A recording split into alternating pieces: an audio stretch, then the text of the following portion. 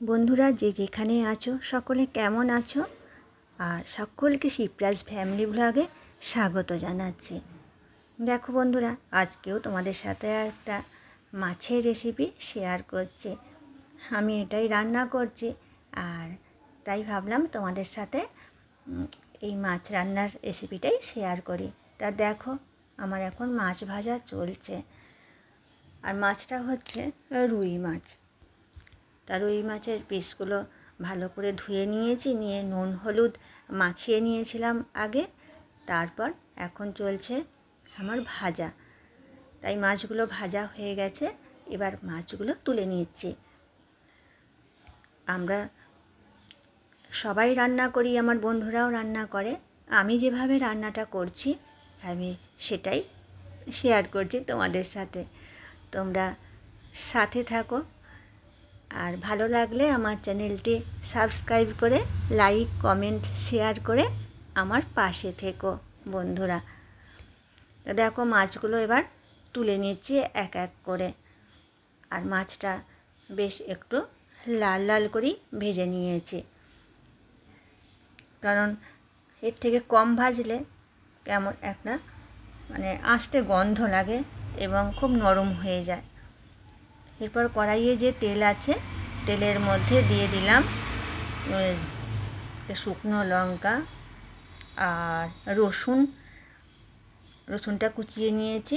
আর এখন দিয়ে দিলাম পেঁয়াজ কুচি, দিয়ে এবার একটু ভালো করে একটু নেড়ে নিচ্ছি, আর লাল লাল করে একটু ভাজবো। ততক্ষণ আমাদেরকে অপেক্ষা করতেই হবে। আর দেখো না, এই কড়াইয়েতে না রান্না করছি তো, আর জানালা দিয়ে রোদ্দুর আসছে, যার জন্য একটু বেশি সাদা হয়ে যাচ্ছে এক এক জায়গা। তোমরা একটু কষ্ট করে দেখে নাও। আর আমার সকল বন্ধুদিকে জানাচ্ছি আমার প্রাণ ভরা ভালোবাসা। দেখো, পেঁয়াজটা বেশ সুন্দর ভাজা চলছে, আর অনেকটা লাল রং এসে গেছে। এরপর আমি দিয়ে দিলাম জল, কারণ পেঁয়াজটা বেশি কড়াইটা গরম হয়ে গেছে তো, পুড়ে যেতে পারে, সেই জন্য। এবার মশলাগুলো মেশাচ্ছি, কারণ মশলা মেশাতে সময় লাগবে। দিয়ে দিলাম আদা বাটা, আর একটা প্লেটের মধ্যে সব রকম গুঁড়ো মশলাগুলো আমি রেডি করে রেখেছিলাম। ওই জিরের গুঁড়ো, ধনের গুঁড়ো, লঙ্কা গুঁড়ো, ওটা হচ্ছে একটু কাশ্মীরি মরিচ দিয়েছি যাতে কালারটা একটু সুন্দর হয়। গুঁড়ো হলুদও ব্যবহার করেছি, সব কিছুই গুঁড়ো। তা সব কিছু দিয়ে আর ভালো করে মিশিয়ে নিলাম। এখন দিয়ে দিচ্ছি নুন পরিমাণ মতো, আর মিষ্টির জন্য চিনি, কারণ একটু চিনি দিলে মিষ্টি মিষ্টি ভাব আসে, তাতে বেশ টেস্ট ভালো হয়।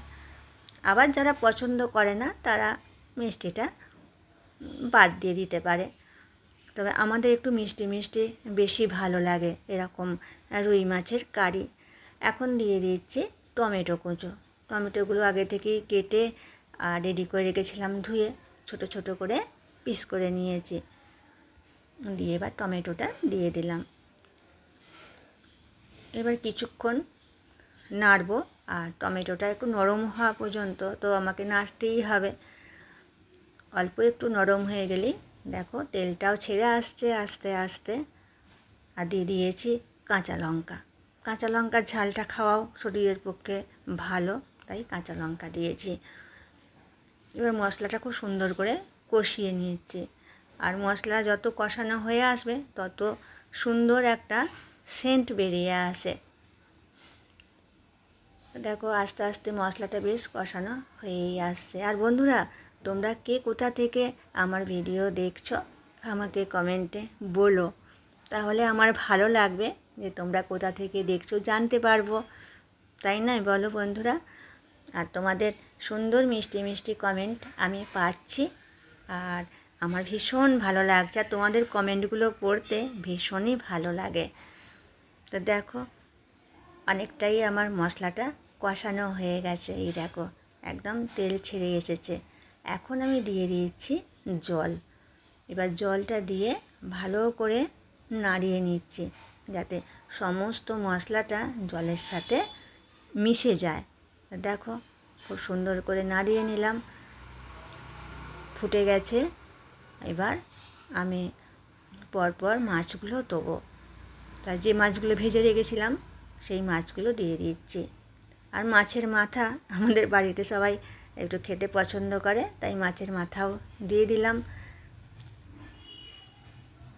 যে যার প্রয়োজন মতো মাছ দিয়ে নিলেই হবে।